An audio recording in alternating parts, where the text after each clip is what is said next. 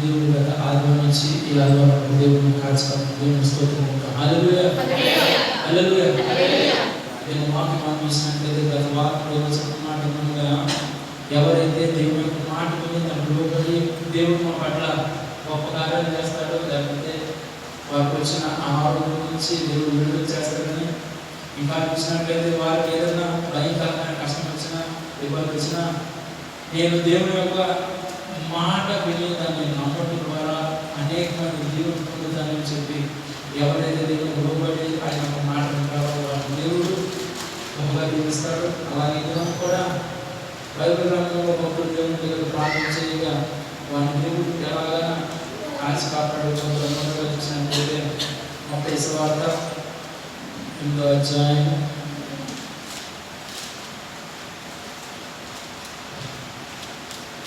2వ వచనం చూద్దాం. ఇదిగో కుష్ఠరోగి వచ్చి ఆయనకు బ్రొక్కి, ప్రభువా నీకు ఇష్టమైతే నన్ను శుద్ధినిగా చేయగలవనెను. అందుకు ఆయన చెయ్యి చాపి వాని ముట్టి నాకు ఇష్టమే, నీవు శుద్ధుడు కమ్మని చెప్పగా తక్షణమే వాని కుష్ఠరోగం శుద్ధయ్యాను.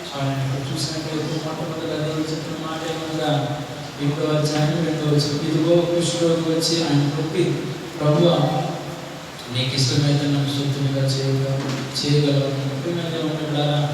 మొట్టమొదటిగా దేవుడు చెప్పిన మాట ఏంటంటే, ఎవరైతే ఈ లోకంలో ఉన్నారో, ఎవరైతే ప్రజలు దేవుడి దగ్గర వస్తున్నారో, వచ్చిన ప్రతి ఒక్కరు కూడా దేవునితో చేయవలసిన మొట్టమొదటి పని ఏంటంటే,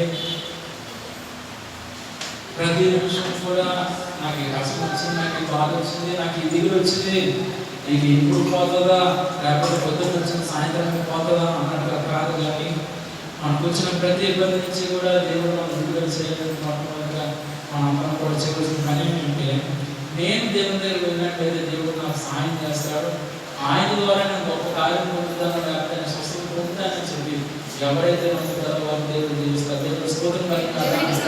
అందుచేతనే దేవుడు భక్తుల ద్వారా అంటున్నాడు, ఇదిగో కుష్ఠరోగి వచ్చి ఆయన బ్రొక్కి మొట్టమొదటిగా అనారోగ్యంతో ఉన్న వ్యక్తి మొట్టమొదటిగా వచ్చి ఆయన నాకు స్వస్థత కావాలని చెప్పి ఆయన అడగలేదు. కానీ మొట్టమొదటిగా ఆయన దేవుడి దగ్గరికి వచ్చి మొక్కడం అనగా దేవుడి దగ్గరికి వచ్చి నమస్కారం చేసి ఆయన అడుగుతున్న దేవుడు పోతేన అర్థమేమనగా మనకున్న బాధ, మనకున్న కష్టం, మనకున్న వేద నుంచి మనం మొట్టమొదటిగా అన్ని విషయాల నుంచి మనం బయటపడాలంటే మొట్టమొదటి మనం చేయడం పని ఏంటంటే, మనకు మనముగా దేవుడి దగ్గర ఎప్పుడైతే తగ్గిపోతున్నామో దాని ద్వారా అనేక మంది పొందుతాం. దేవుడు స్తోత్రం మన దేవుడి దగ్గర వచ్చిన మనతో దేవుడు అంటున్నాడు, ఇది నా దిగులుతో ఉన్నామేమో, బాధపడుతున్నామేమో, కష్టంతో ఉన్నామో, వేదనతో ఉన్నామేమో, ప్రతి విషయంలో నుంచి కూడా దేవుడు విడుదల చేయాలని మొట్టమొదటి మనం చేయవలసిన పని కార్యం ఏమనగా, నా దేవుడు నాలో ఉన్నాడు కనుక నాలో ఉన్న ప్రతి ఒక్క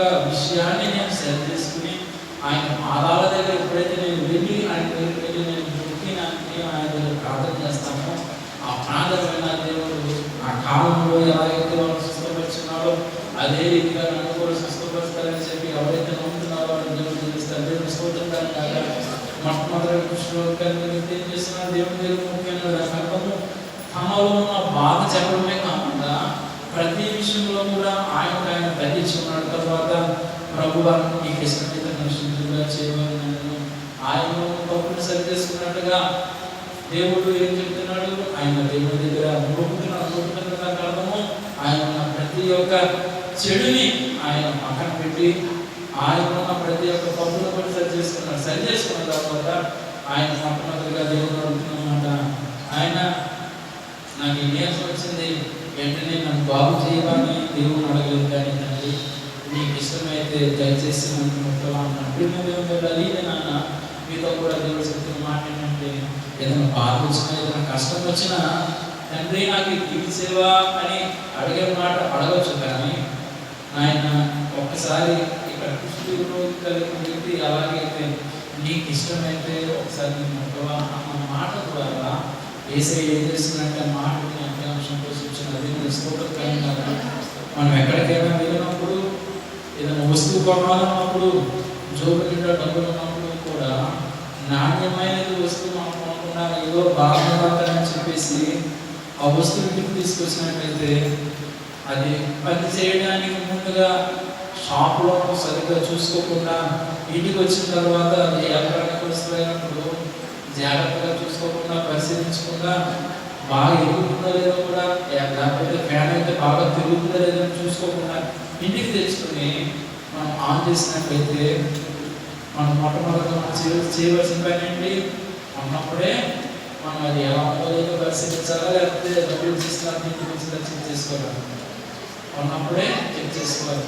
అలా చెక్ చేసుకోకుండా ఆ బాగుంది కదా, సీల్లో ఉంది కదా అని చెప్పేసి ఇంటికి తెచ్చుకున్న తర్వాత ఓపెన్ చేసినప్పుడు అది ఏ వస్తువు లైట్ అయినా ఫ్యాన్ అయినా అది సరిగ్గా తిరగకపోయినా లేకపోతే సరిగ్గా తిరగకపోయినా మొట్టమొదటిగా మనం చేసిన తప్పు ఏంటంటే దానికి మొట్టమొదటి మనం వెలపెట్టి కొన్నప్పుడు చెక్ చేసుకోలేదు. అలాగే ఏదైనా సేవకు ద్వారా దేవుడు చెప్పే మాట ఏంటంటే మనం ఎప్పుడైతే దేవుడి దగ్గర దీపం పొందాలన్నా ఆశీర్వాదం పొందాలన్నా ప్రతి విషయంలో కూడా మేము ఏదైతే ప్రార్థన చేస్తున్నామో ఆ ప్రార్థన దేవుడి దగ్గర చేరుతుందో లేదో ఒకసారి మనం గమనించుకోవాలి. స్తోత్రం కాక ఎప్పుడైతే గమనించుకుని నీకు నువ్వు తగ్గించుకుని నా దేవుడు నా పట్ల గొప్ప కార్యం చేస్తాడు, నా దేవుడు నా పట్ల మేలు చేస్తాడు, ఆయన నాతో ఉన్నాడని చెప్పి ఎప్పుడైతే నువ్వు లోబడి దేవుడి దగ్గర ప్రార్థన చేస్తున్నావో ఆ ప్రార్థన ఉన్న దేవుడు ఒకే మాట చెప్తున్నాడు. ఇక్కడ భక్తుల ద్వారా దేవుడు మంత్రి ద్వారా చెప్పిన మాట ఏంటంటే ఆ కుష్ఠరోగి వచ్చిన ఆయన నీకు ఇష్టమైతే నన్ను ముట్టన్నప్పుడు ఏసేమన్నాడు చూద్దాం 3వ వచనం. అందుకు ఆయన చేయి చాపి వారిని ముట్టి నాకు ఇష్టమే నువ్వు శుద్ధుడు చెప్పగా తక్షణమే మనం కుష్ఠరోగం చూద్దానికి కదా. ఎప్పుడైతే దేవుడిని ఆ కుష్ఠ వ్యాధి కలిగి ఆయన నీకు ఇష్టమైతే ఒకసారి ముట్టమన్నప్పుడు వెంటనే దేవుడు అంటున్నాడు నాకు ఇష్టమే అని చెప్పి దేవుడు ఆయన ఎప్పుడైతే ముట్టాడో, ఎప్పుడైతే ఆ మాట ఆయన నోటి ద్వారా నువ్వు స్వస్థత పొందడానికి అది వచ్చినావు కనుక ఆ స్వస్థత పొందకముందే అడుగుతున్నాడు దేవుడిని, ఆయన నీకు ఇష్టమైతే ఒకసారి నేను ముట్టమన్న మాటను బట్టి దేవుడు ఎంతగానో సంతోషించి ఆయన అంటున్న మాట నీవు శుద్ధుడు కమ్మని చెప్పగా కష్టమే శుద్ధ. ఈ వాక్య భాగంలో మనం నేర్చుకోవాల్సిన విషయం ఏంటంటే సహజంగా నీరసం వస్తుంది, తగ్గుతుంది, అలాగే కష్టం వస్తుంది, పోతుంది. అలా ఎప్పుడైనా వచ్చినప్పుడు అయ్యో ఈ కష్టం వచ్చింది బాధపడతాం. కానీ ప్రాముఖ్యమైన విషయం మనం గమనించవలసిన విషయం ఏంటంటే మనలో ఏదో బాధ వచ్చినా, కష్టం వచ్చినా, దిగులు వచ్చినా, వేదన వచ్చినా మొట్టమొదటి మంచిగా పని ఏంటంటే ఇది తొందరగా తీసేనైనా నేను నవ్వుతున్న వ్యక్తిని ఈరోజు చాలా ఏడుస్తున్నాననే మాట నీ నోటకు రావద్దు. కానీ ప్రాముఖ్యమైన విషయం నీ నోటకు బలపరుచు వస్తున్నాయి. ఈ కష్టం నా దగ్గర వచ్చింది, ఈ బాధ నా దగ్గర వచ్చిందంట దయచేసి నీకు ఇష్టమైతే నన్ను ముట్టవాలని కుష్ఠరోగి ఎలాగైతే అడుగుతున్నాడు అదే రీతిగా మనం కూడా దేవదేవుని ఆ పాదాలు పట్టుకుని మనం కూడా అడిగినట్లయితే ఆయన కూడా మనకు సరిగ్గా మాట ఏంటంటే నీకు ఏ అవసరం ఉన్నా, ఏ పని ఉన్నా, ఏ కష్టం ఉన్నప్పుడు కూడా ప్రతి దాని నుంచి దేవుడిని విడుదల చేస్తారు. దేవుడి స్తోత్రం కనుక విడుదల చేయగల దేవుడు అంటున్నాడు. ఒకటే మాట మళ్ళా 4వ వచనం ఏమంటే అప్పుడు యేసు వారితో ఏమీ చెప్పకు సుమే, కానీ నువ్వు వెళ్ళి వారికి సాక్షాత్మైన నీ దేహము నీ యాజకుడికి కనబరుచుకుని మోషేని ఇచ్చిన కానుక సమర్పించమని వారికి చెప్పిన ఆ కాలం కూడా దేవుడికి చెప్పినాడు. నా దేవుడి ద్వారా నా తండ్రి ద్వారా నేను నీకు స్వస్థత కార్యము రావడానికి నేను నిన్ను ముట్టి ఉన్నాను, నా తండ్రి నేను ముట్టి ఉన్నాడు అని ఈ విషయం ఎవరితో కూడా చెప్పదు. కానీ దేవుడి మందిరం ఉన్న సేవకుడి దగ్గరికి వెళ్తూ నా దేవుడు నా స్వస్థపరుచున్నాడు, ఏసేనా ముట్టి ఉన్నాడు, నేను స్వస్థత పొందినాను అని చెప్పమన్నాడు. తర్వాత దేవుడు చెప్పిన మాట ఏంటంటే ఆ కాలంలోనే దేవుడు ఒక మాట నేర్చుకున్నాడు. ఏమంటే ఎవరైతే దేవుడి దగ్గర స్వస్థపడుతారో వారు దేవుడు మానిపోయారు. దేవుడు స్తోత్రం కాదు.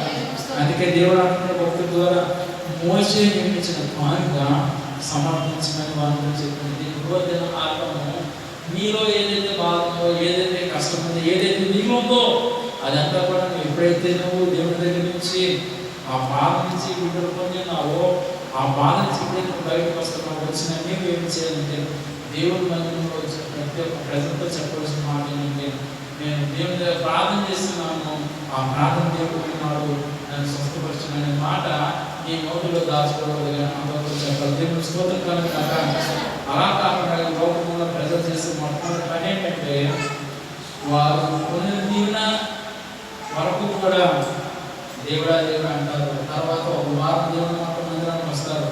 వచ్చినప్పుడు వారు చేసే పని ఏంటంటే, నేను బాగా ఉన్నాను కదా, నాకు ఏ ఇబ్బంది లేదు కదా, నాకు ఏ కష్టం లేదు కదా, నేను మంచిగానే ఉన్నాను కదా అని చెప్పి వారు మంచి రీతిగా వారు జీవిస్తూ చివరికి దేవుడు చేసిన కార్యం కూడా వారి మనసులో దాచుకుని దేవుని మందిరంలో చెప్పడం, చివరికి దేవుని మందిరంలో దేవుడు చేసిన కార్యం బట్టి కూడా దేవుడు మనకు కూడా సమర్పించారు. కానీ దేవుడు జాగ్రత్తగా గమనించవలసిన విషయం ఏంటంటే, భయంకరమైన వ్యాధులతో భయంకరమైన కష్టంతో ఆ కుష్టి వ్యాధి వచ్చినాడంటే దాని అర్థం ఆ కాలంలో ఈ కాలంలో చూసినట్లయితే అనేకమైన హాస్పిటల్ ఉన్నాయి.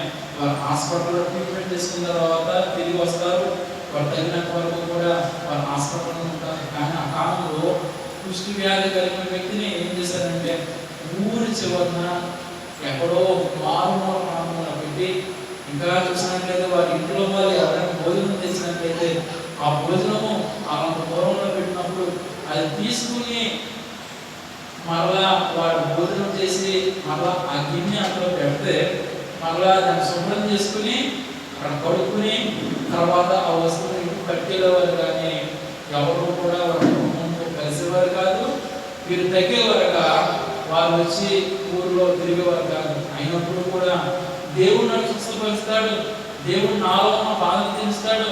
ఇంకా చివరిగా చూసినట్లయితే ఆయన ముట్టినట్లయితే నాలో ఉన్న ప్రతి ఒక్క నీరసం తగ్గిపోతుందని నమ్మకం కలిగి ఆయన చూసిన కనుక దేవాన్ని ముట్టేవా, నా స్వస్థపరచవా అని అన్నాడు. కానీ తండ్రి నీకు ఇష్టమైతే నన్ను ఒకసారి ముట్టవనే మాట ఆయన నోట్లో దాచుకోలేదు. కానీ నన్ను ముట్టే నన్ను స్వస్థపరిచే అడగలేదు. ఏదైనా ప్రాముఖ్యమైన విషయం ప్రతి ఒక్కరితో కూడా దేవుడు చెప్పే మాట ఏంటంటే, నీకు వ్యాధి కలిగిన బాధ కలిగిన చివరికి దేవుని పట్ల గొప్ప కార్యం చేసినప్పుడు కూడా నీకు చేయవలసిన పని ఏంటంటే, ఇంత మంచి సంతోషం ఇచ్చినట్టు ఉన్నారు, నేను నిన్ను మర్చిపోయినా ప్రతి నిమిషం కూడా నేను నిన్ను ధ్యానిస్తాననే మాట నీ నోట్ అంటే మనసు ఎప్పుడైతే పడుతుందో ప్రభు చేసే చూసి అంతగా సంతోషిస్తారు. దేవుడు స్తోత్రం కాదు కాక అలా కాకుండా దుఃఖం వచ్చినా బాధ వచ్చినా దేవుణ్ణి పట్టించుకోకుండా పర్లేదు పర్లేదు పర్లేదు పర్లేదు అని చెప్పి రోజులు గడిపి చెట్టు చివరికి ప్రాణం పోయే సమయంలో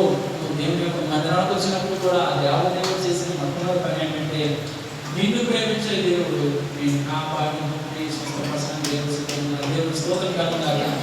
ఎప్పుడో అమావాస్య పుణ్యానికి వచ్చి దేవుని యొక్క ముఖాన్ని చూపించడం కాదు, కానీ ఆ బాధ కష్టం రాకుండా ఈ రోజే నువ్వు దేవుని యొక్క మందిరానికి వచ్చి నా దేవాన్ని నన్ను ముడతావు, నన్ను స్వస్థపరుస్తావు, నీ ద్వారా నేను మరలా మంచివాడిగా మారడానికి నేను సిద్ధంగా ఉన్నాను ఆయన అని చెప్పి ఎప్పుడైతే ఆ మాట నీ నుంచి దాచుకోకుండా ఎప్పుడైతే ఆ దేవదేవుని తిరిగి వస్తావో దేవుడి దినాన అంటున్నాడు. ఆ దినాన భయంకరమైన దేశంతో నా కృషిగారి కలిగిన వ్యక్తిని ఎలాగైతే ఉంటున్నాను అలాగే ప్రతి ఒక్కరితో నేను స్వస్థపరుస్తానని దేవుడు చెప్తున్నాడు. స్వస్థపరిచిన తర్వాత ఆయన ఏమన్నాడు చూద్దాం.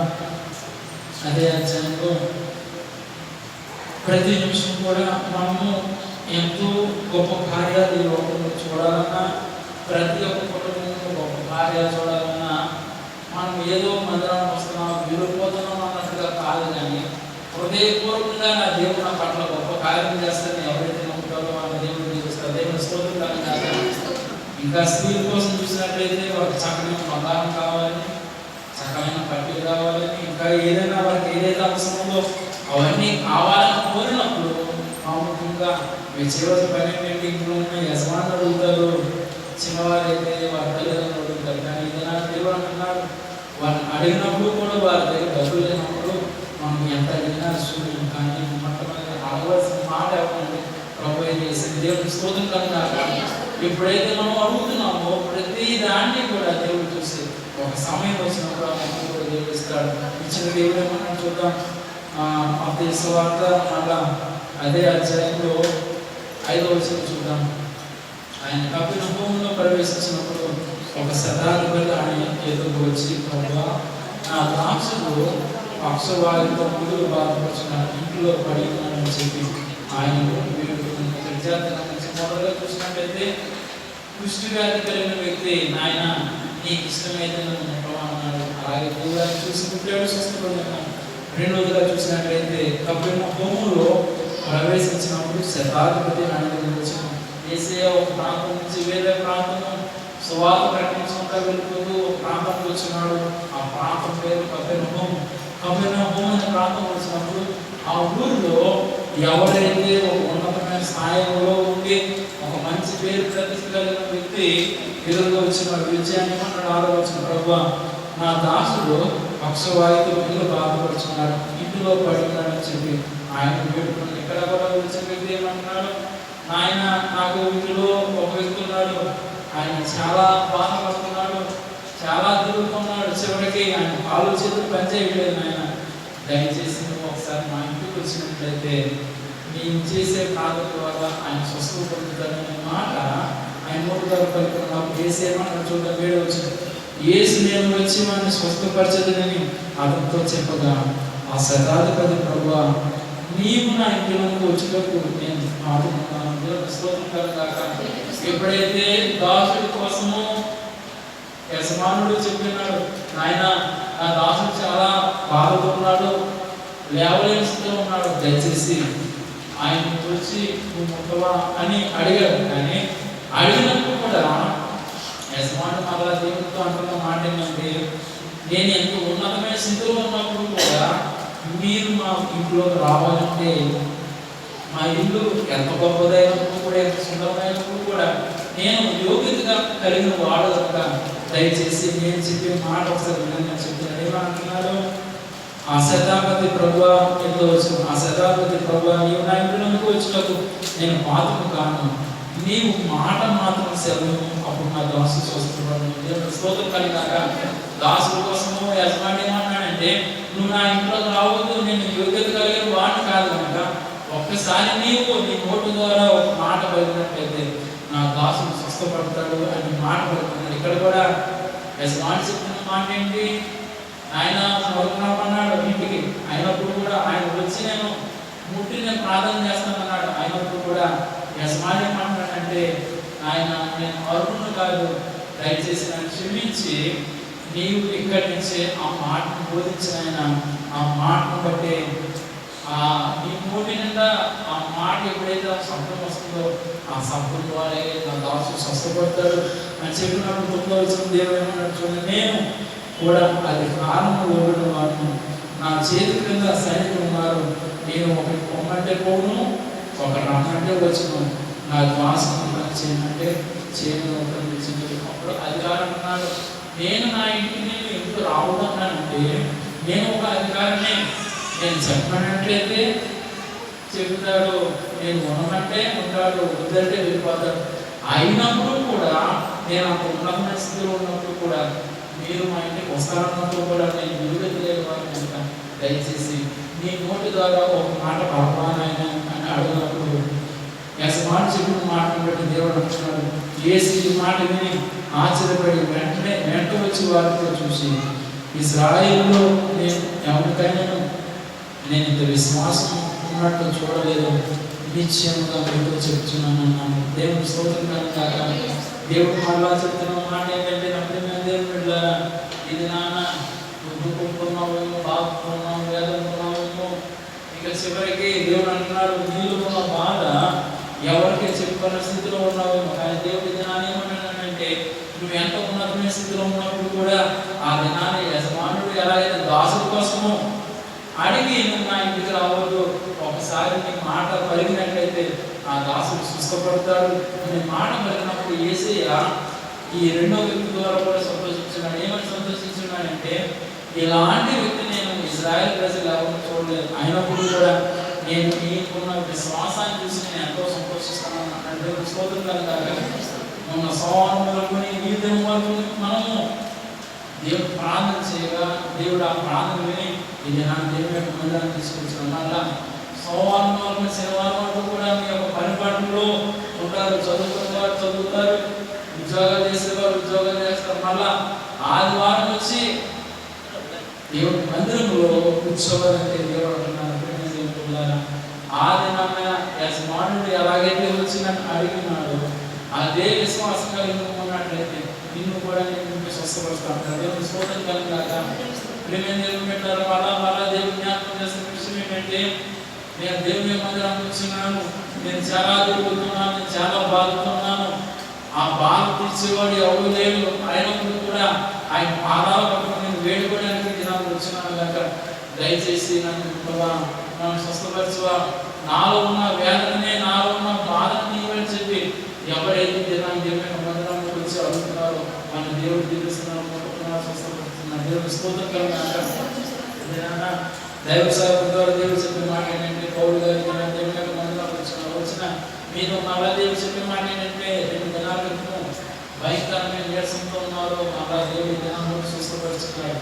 ఈ దినాన్ని సేవకులు పలికే మాట ఒకటే, మీ కుమారుడు లేడని చెప్పి నువ్వు ఎంతో తిరుగుతున్నావు, ఎంతో బాగుంటున్నావు. అయినప్పుడు కూడా సేవకులు చేసిన ప్రార్థన ద్వారా ఈ దినాన్న మీ కుమారుడు దేవుడు సంతోషంగా ఉన్నారు. దేవుని స్తోత్రం కాక ఈ దినాన్ని దేవుడి మాట పదే దేవుడు చెప్తున్నాడంటే, ఈ లోకంలో ఎవరు మరణించినా, ఎవరికి ఏదైనా అయినప్పుడు కూడా వాడు ఆయుష్ వరకు కూడా ఈ భూమిని విడిచిపెట్టి వెళ్ళడు. వాడు చనిపోయినప్పుడు కూడా వాడు ఆయుష్ తీర వరకు కూడా వెళ్ళడు. కానీ నేను చిన్నవాడిని అయినప్పుడు కూడా ఈ దినాన్ని దేవుని పాదాలు పెట్టుకుని, దేవా ఒకసారి ఒక మాటను జ్ఞాపకం చేసుకోవాలని చెప్పి నేను దేవుని ప్రార్థన చేసినప్పుడు దేవుడు ఒకటే మాట చెప్తున్నాను, ఆయన నేను నా ప్రధాన యాజకుడిగా నేను నియమించున్నాను కనుక నువ్వు పలికిన మాటను బట్టి నేను ఆ కుమారుని నా రాజుకు తీసుకున్నాను. దేవుని స్తోత్రం కలుగుగాక.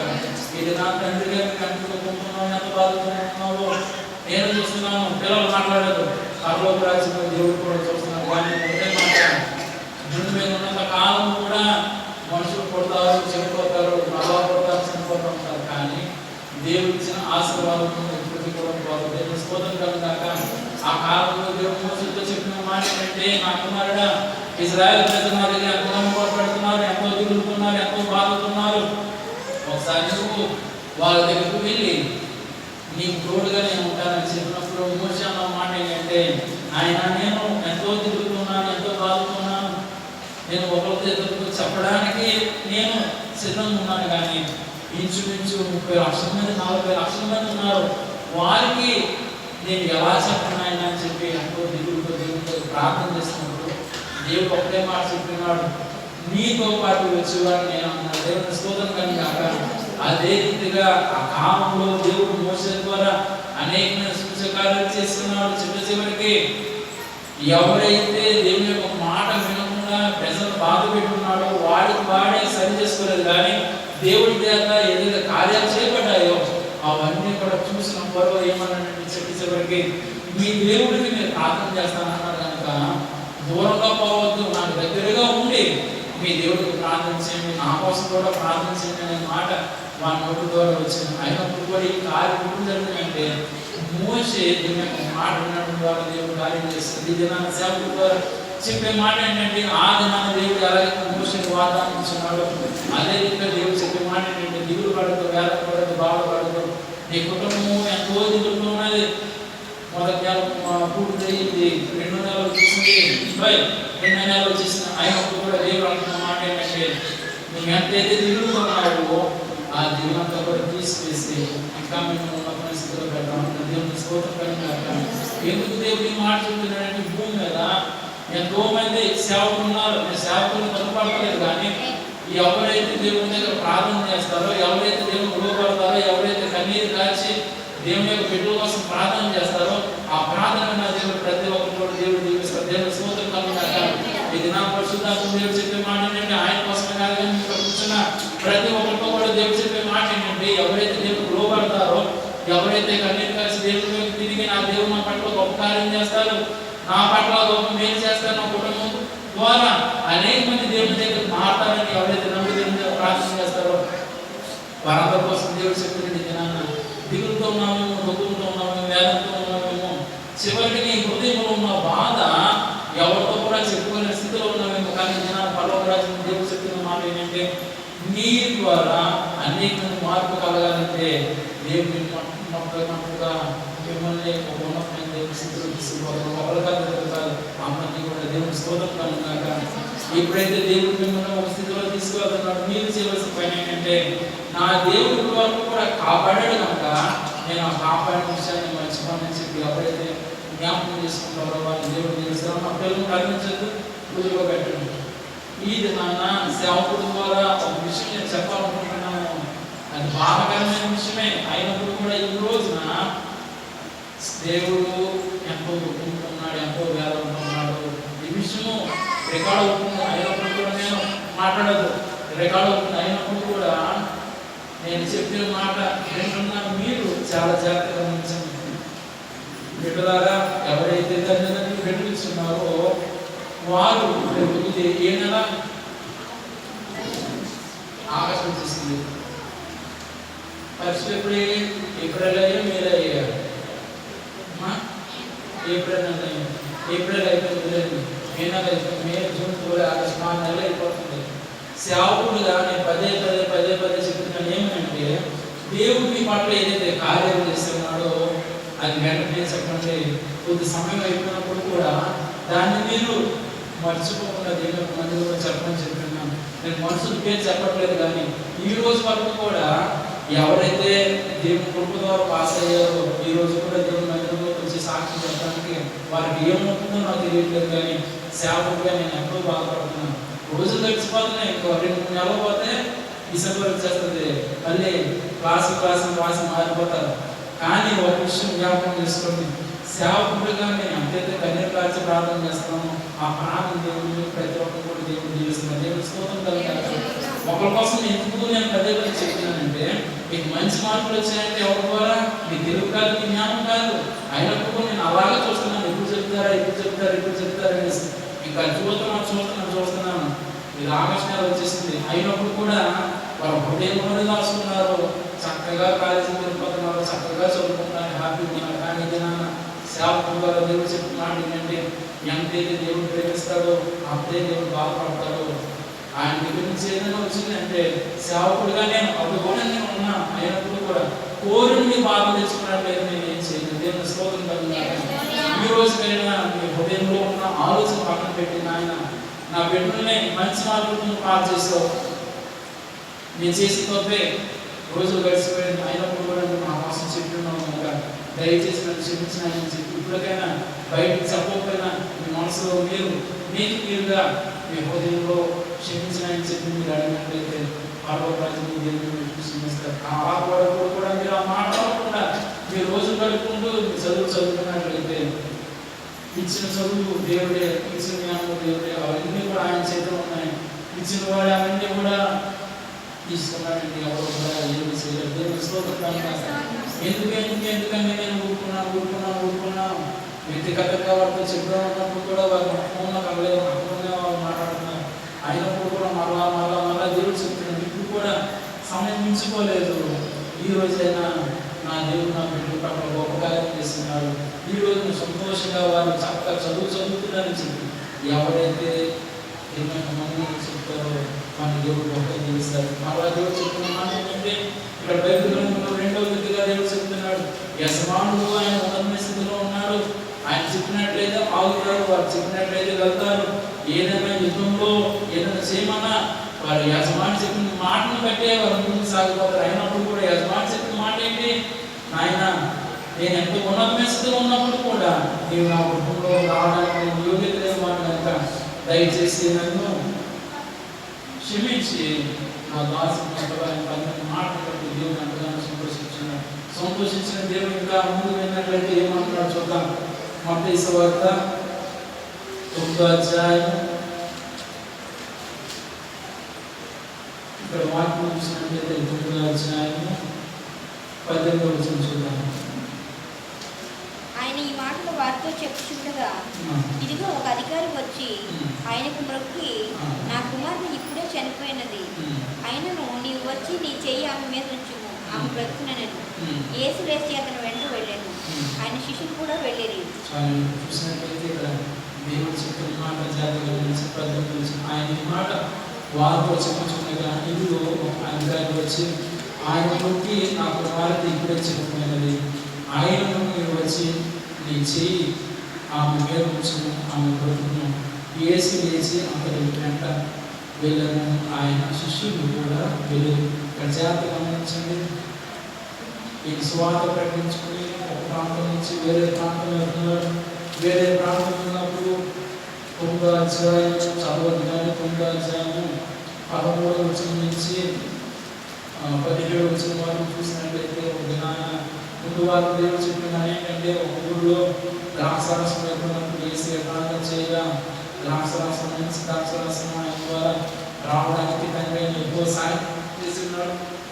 అక్కడి నుంచి ఆయన ఒక వేరే ప్రాంతంలో వచ్చినప్పుడు ఒక వ్యక్తి చెప్తున్నాం ఏంటంటే, ఒక అమ్మాయి చెప్తుంది దయచేసి మీ గురించి ఆమె కుటుంబం చెప్పినప్పుడు అక్కడ జరిగిన విషయం ఏంటంటే, ఆయన మాట విన్నారు, ఆయన శిష్యులు ఆ మాట విన్నారు, ఆ గృహంకు వెళ్ళి నెమ్మదిగా ఒక గుంపుగా నడుచుకుంటూ పోతున్నారు. ఒక గుంపుగా నడుచుకుంటూ పోతున్నప్పుడు అక్కడ జరిగిన విషయం చూడండి. 20 వచ్చిన ఆ సమయంలో ఇదిగో ఆమె చదువుతాను. ఆ సమయంలో ఇదిగో 12 సంవత్సరం నుండి రక్తస్రావం గల రోగం గల వస్తుంది. నేను ఆయనపై వస్త్రము మాత్రం ముట్టితే బాగుపడుతుందని తనలో తాను అనుకుని ఆయన వెనకకు వచ్చి ఆయన వస్త్రం చెందుతాను. యేసు వెనకకు తిరిగి ఆమెను చూసి, కుమారి ధైర్యము, నీ విశ్వాసం బాగుపరిచి చెప్పగా ఆ గడి నుండి ఆ స్త్రీ ఏసయ్య కుమార్తె చెందుతుందని చెప్పి ఆయన ఒక ఇంటికి వెళ్తున్నారు, ప్రయాణం చేస్తున్నప్పుడు దారి మధ్యలో భయంకరమైన అనారోగ్యంతో ఆమె అనేకమైన వయసు అయినప్పుడు కూడా ఆమె యొక్క నీరసం తగ్గడం ద్వారా ఆవిడ అంటున్న మాట ఒకటి ఏమని, నేను వెళ్ళి దేవుని యొక్క వస్త్రాలు ముట్టుకుంటే చాలు నేను స్వస్థపడుతున్నాను. దేవుని స్తోత్రం కలుగాక. మొదటగా చూసినట్లయితే కుష్ఠవ్యాధి కలిగిన వ్యక్తి ఏమన్నాడు, నాయన నీకు ఇష్టమైతే నన్ను ముట్టమన్నాడు. రెండో వ్యక్తి చూసినట్లయితే, నాయన నా దాసుడు బాలేదు అయినప్పుడు కూడా నా ఇంటికి వస్తానన్నావు, కానీ నేను యోగ్యుడు కాదు, ఒక మాట పలికితే చాలు అన్నాడు. ఆ మాట బట్టి దేవుడు సంతోషించున్నాడు. ఇక మూడోదిగా చూసినట్లయితే స్త్రీ ఆయన ముట్టుకుంటే చాలు, ఆయన వస్త్రాలు ముట్టుకుంటే చాలు నేను స్వస్థత పొందుతానని చెప్పి నమ్మకం కలిగి ఆయన వస్త్రాలు ముట్టుకున్నప్పుడు ఆమె అనుకుంటుంది, నేను కానీ ఆయన వస్త్రాలు ముట్టుకున్నట్లయితే ఆయన తెలిసిపోతుంది కనుక నన్ను ఆయన ఏమని అంటాడేమో, లేకపోతే ఆయన ఏమనకపోయినా ఆయనతో ఉన్న శిష్యులు ఏమన్నానో బాధ పెడతారేమో అనుకుంది. కానీ దేవుడు చెప్పిన మాట ఏంటంటే, వెంటనే ఆమె యొక్క వస్త్రాలు దేవుని యొక్క చేతులకు ఎప్పుడైతే తగిలిందో వెంటనే దేవుడు చేసిన పని ఏంటంటే ఆయన తెలిసిపోయింది. ఆయనతో పాటు ఉన్న శిష్యులు ఒకరు కాదు, ఇద్దరు కాదు, ఎంతమంది అయితే శిష్యులు ఉన్నారో వాళ్ళతో పాటు గుంపుగా మాట్లాడించారు. గుంపుగా ఇంచుమించగా ఒక 300 మంది 400 మంది ఉన్నారు. దేవుని స్తోత్రం కలిగాక 300 మంది 400 మంది ఉన్నప్పుడు యేసుని అనేక మంది నడుస్తున్నప్పుడు ఆయన తోసుకుంటూ ముందు నడుచుకుంటూ పోతున్నారు. కానీ వారిలో ఎవరికి కూడా దేవుని యొక్క శక్తి పోలేదు. కానీ నమ్మకం కలిగిన స్థితి ఎప్పుడైతే వచ్చి యేసు యొక్క వస్త్రాలు ఉంటుందో వెంటనే ఆయన ఉన్న శక్తి ఆమెలో దేవుని స్తోత్రం కలిగాక. ఈ దినాన దేవుని యొక్క సేవకులుగా నేను చెప్తున్నాను ఏమనంటే, ఆ దినాన దేవుని యొక్క వస్త్రాలు ఉంటాయి ఎలాగైతే స్త్రీ స్వస్థత పడితే ఈ దినాన దేవుడు చెప్తున్నాడు. పర్వతం నుంచి దేవుడు చెప్తున్న మాట ఏంటంటే, ఎవరికైతే బాధతో ఉన్నారో, తిరుగుతూ ఉన్నారో, అనారోగ్యం అక్కలేని స్థితిలో ఉన్నారు, ఈ దినాన దేవుడు అంటున్నాడు, ఆ స్త్రీ ఎలాగైతే ముట్టగా దేవుని యొక్క వస్త్రాలు ముట్టగా ఎలాగైతే స్వస్థత పొందిందో ప్రతి ఒక్కరిని కూడా దేవుడిని ముట్టడానికి స్వస్థపరచని దేవుడు సిద్ధంగా ఉన్నాడు. దేవుడి స్తోత్రం కలుగాక. అప్పుడు వెంటనే దేవుడు అంటున్నాడు 22వ వచనంలో, యేసు వెనక తిరిగి చూసి, కుమారి ధైర్యంగా ఉండుము, నీ విశ్వాసం బాగుపరిచి చెప్పగా ఆ గడ్డి ఆ స్త్రీ బాగుపడుతుంది. దేవుడి స్తోత్రం కలుగాక. దేవుడు వెంటనే చెప్తున్నాడు, అమ్మా నువ్వు దిగుపడద్దు, బాధపడద్దు, నువ్వు అనుకుంటున్నావు కనుక ఏదైతే బాధపడుతున్నావో ఆ బాధ కూడా పోయింది, నువ్వు సంతోషంగా నువ్వు ఇంటికి వెళ్ళిపోమని దేవుడు చెప్తున్నాడు. అసలు 12-18 వచనం ఏమైంది, ఒక అమ్మాయి చనిపోయింది కనుక అమ్మాయి కోసం ప్రార్థన చేయడానికి వెళ్ళినప్పుడు మధ్యలో ఈ స్త్రీ వచ్చి యేసుని ముట్టిన తర్వాత చూద్దాం 23 వచ్చింది. అంతలో యేసు అధికారి మీద వచ్చి పిల్లలను వాయించి వారిని గోల చేయించు జనసమూహం చూసి, ఇక్కడ చూసినట్లయితే జాగ్రత్తగా గమనించండి, బర్త్డే పార్టీకైనా అంత బాగుండగానే చచ్చిపోయినోడు ఎక్కడ వేసుకొని కూర్చుంటాడని చెప్పేసి ఎంత బాగు చేస్తారంటే, ఆడ ఆగతుల వాసనగా వేసుకొని కూర్చుంటాడని చెప్పేసి నమ్మకం పెట్టారు. నేను స్తోత్రం కలిగాక. మరలా చూసినట్లయితే భయంకరమైన శబ్దాలు చేసినప్పుడు ఏదో చిన్న గుండెను కొట్టుకుని గుడుగ్గా బయలుదేరుతాడేమో అని చెప్పేసి పెద్ద శబ్దాలు చేస్తారు. కానీ అయినప్పుడు కూడా ఇప్పుడు ఈ కాలంలో ఎలాగైతే శబ్దాలు చేస్తున్నారో ఆ కాలంలో కూడా చనిపోయిన వ్యక్తి దగ్గరికి వచ్చి బాధపడే వాళ్ళు బాధపడుతున్నారు, శబ్దాలు చేసేవారు శబ్దాలు చేస్తున్నారు. అప్పుడు ఏసీ ఏమన్నారంటే, అమ్మా ఎవరు ఏడవద్దు, ఎవరైతే శబ్దాలు చేస్తున్నారో ఆ శబ్దాలు ఆపమని చెప్పి వెంటనే దేవుడు ఏం చేస్తున్నాడంటే 24 వచ్చిన స్థలం ఏమి ఈ చిన్నది నిద్రించిందే కానీ చనిపోలేదని వార్త చెప్పగా వారు ఆయనను సహకరించింది. ఎప్పుడైతే దేవుడు ఈ దినాన ప్రతి నిమిషం కూడా దేవుడి ప్రార్థన చేస్తున్నామో, ఎప్పుడైతే దేవుడు లోబడుతున్న అందరితో కూడా దేవుడు చెప్తున్న మాట ఏంటంటే, వెంటనే వాళ్ళందరూ కూడా పక్కన పెట్టి నా స్థలం ఇవ్వండి, నేను లోపలికి వస్తానన్నప్పుడు ఎవరైతే దేవుని నమ్మారో, ఎవరైతే దేవుడు కార్యం చేస్తారని చెప్పేసి లోబడ్డారో వారైతే ఏం చేస్తున్నారంటే, నా దేవుడు స్వస్థపడతారని నమ్మారు. కానీ మిగతా వాళ్ళందరూ కూడా ఏం చేస్తారంటే, ఏంటి వచ్చి మాతో ఇలా మాట్లాడతారని చెప్పి ఎంతో మంది దేవుడిని అపహసించారంటే దానికి అర్థం ఏంటంటే భయంకరమైన పోషకరమైన మాటలు కలిగారంటే. కానీ దేవుడు ఏం చేస్తున్నారు, 25 వచ్చిన జన సమూహం పంపివేసి ఆయన లోపలికి వెళ్ళి ఆమె చేయి పట్టుకోనగానే ఆ చిన్నది లేచను, ఆ సమాచారం అంతా కూడా చేసినట్టు కూడా జ్ఞాపించింది. దేవుడు సోదరుడు కాక ఎప్పుడైతే దేవుడు వాళ్ళందరూ కూడా వాళ్ళు చేసే వాళ్ళందరూ కూడా పక్కకు వెళ్ళిపోవడం చెప్పినాడు, అలాగే వాళ్ళు పక్కకు పోయి ఉన్నారు. లోపలికి వెళ్ళిన తర్వాత చనిపోయిన కుమార్తె వైపు తిరిగి అమ్మా ఈ సమయంలో స్వస్థపడుతావు అని ఎప్పుడైతే మాట పలుకున్నాడు, వెంటనే ఆ కుమార్తె పైకి వెళ్ళడానికి దేవుడు సాయం చేస్తున్నారు. దేవుడు సోదరుడు కాక లెగడమే కాకుండా ఆ స్వస్థత కాలంలో కూడా చెప్పినారు. ఈ దినాంతో కూడా దేవుడు చెప్పే మాట ఏంటంటే, నీకు పడుతున్న బాధ, నీకు వస్తున్న ఏ వ్యాధైనప్పుడు కూడా ఆ కాలంలో ప్రజలు దేవుడి వైపు తిరిగి ఎలాగైతే వారి యొక్క బాధ దేవుడు చెప్పగా దేవుడు మనం ముట్టించి ఎలాగైతే స్వస్థపరిచినప్పుడు వారందరూ కూడా ఎలాగైతే అప్పుడు వారందరూ కూడా దేవుడి కోసం ఎలాగైతే తెలుసుకున్నారు, ఈ దినాన్ని అందరూ కూడా దేవుడు చెప్పిన మాట ఏంటంటే, ధైర్యం కలిగి లోబడి ఎప్పుడైతే మనందరూ కూడా దేవుడి దగ్గర ప్రార్థన చేస్తాము, ఆ ప్రార్థన ఆ దినాన్ని ఎలాగైతే కార్యాలు చేస్తున్నాడో ఈ దినాన్ని కూడా అదే కార్యాలు చేస్తాం. దేవుడి స్తోత్రం కలుగుగాక. ఇంకా ఒక మాట చెప్పి ముగిస్తాను. అదే వాక్యంలో చూసినట్లయితే మత్తయి సువార్త 9వ అధ్యాయము 27 వచ్చింది. యేసు అక్కడి నుంచి వెలుచుండగా ఇద్దరు గుడ్డివారు ఆయన వెంట వచ్చి, దావీదు కుమారుడా మమ్మల్ని కనికరించమని జ్ఞాపకం చేసింది. ఆయన ఇంటి ప్రవేశించిన తర్వాత ఆ గుడ్డివారు ఆయన దగ్గరకు వచ్చింది. యేసు ఇది చేయగలను మీరు నమ్ముచున్నారని వారిని అడగగా వారు నమ్ముచున్నాము ప్రభు అని ఆయనతో చెప్పింది. అప్పుడు ఆయన వారిని పన్నులు ముట్టి మీ నమ్ముక చెప్పిన మీకు కలుగు కాక అని చెప్పినందుకు వారు పన్నులు జరగబడి దేవుని స్తోత్రం కాక.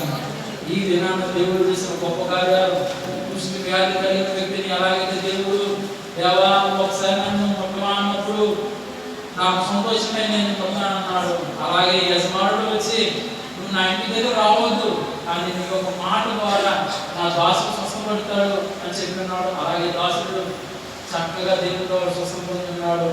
అలాగే కుమార్తె చనిపోయింది, దేవుని యొక్క మాట ద్వారా స్వస్థ పొందింది, తిరిగి తన పని చేసుకోవడానికి ఉన్నది.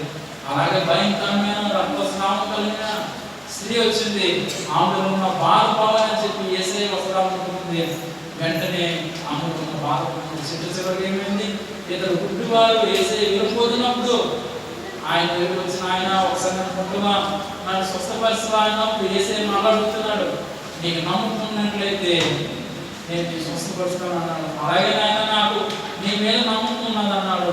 వెంటనే దేవుడు చేసిన గొప్ప కార్యం ఏంటంటే, నీ నమ్మకం ద్వారానే నువ్వు స్వస్థపరుస్తావు అని చెప్పగానే ఆ సమయంలోనే పళ్ళు కనపడలేని వారిద్దరికీ కూడా పళ్ళు కనపడడానికి దేవుడు సాయం చేసి దేవుడు స్తోత్రం కలిగాక. ఈ దినాన్ని వాక్యం విన్నా మీతో దేవుడు చెప్పిన మాట ఏంటంటే, వారు ఎలాగైతే దేవుని దగ్గర భయంతో వచ్చి భక్తితో వచ్చి అలాగైతే దేవుని పాదాపడుతున్నదండి, నీవు తప్ప మాకు ఎవరు లేరని చెప్పి పడటమే కాకుండా నీకు ఇష్టమైతే నన్ను స్వస్థపరచు, నీకు ఇష్టమైతే నన్ను ముట్టుకున్నాయన అని చెప్పి అలాగైతే వారు దేవుని యొక్క పాదాలు దేవుడు వేడుకొనగా దేవుడు వారిని ఎలాగైతే ముట్టి స్వస్థపరుచున్నాడు, మనందరినీ కూడా దేవుడు అదే దేవుని స్తోత్రం కాక. ఇది నా వాక్యం ముందుగా దేవుడు చెప్పే మాట ఏంటంటే, రోజులు గడిచిపోతున్నాయి, సంవత్సరాలు గడిచిపోతున్నాయి, సమయం గడిచిపోతున్నాయి. మన జీవితాన్ని మనం సరి చేసుకోకుండా, మన హృదయాన్ని మనం శుద్ధి చేసుకోకుండా వస్తున్నాం వెళ్ళిపోతున్నట్లయితే ఎలా ఉంటుందో చూడండి. ఇల్లంతా కట్టిన తర్వాత ఇంటికి ఏం అవ్వకూడదని చెప్పేసి పాతకాలంలో పల్లెల్లో ఏం పెడతారు, దిష్టి బొమ్మ పెడతారు, దేవుని స్తోత్రం కాదు. అలాగే మనం వచ్చి దేవుని యొక్క మందిరానికి వచ్చి దేవుని పొందకుండా ఆశీర్వాదం పొందకుండా వచ్చి వెళ్ళిపోతున్నట్టుగా ఉన్నట్లయితే ఎలా ఉంటుందంటే ఆ బొమ్మ ఎలాగైతే టైం ఇచ్చినప్పుడు పాడైపోతే తెలిసి వేరే బొమ్మ పెట్టారు కానీ బొమ్మ పడుతుందా?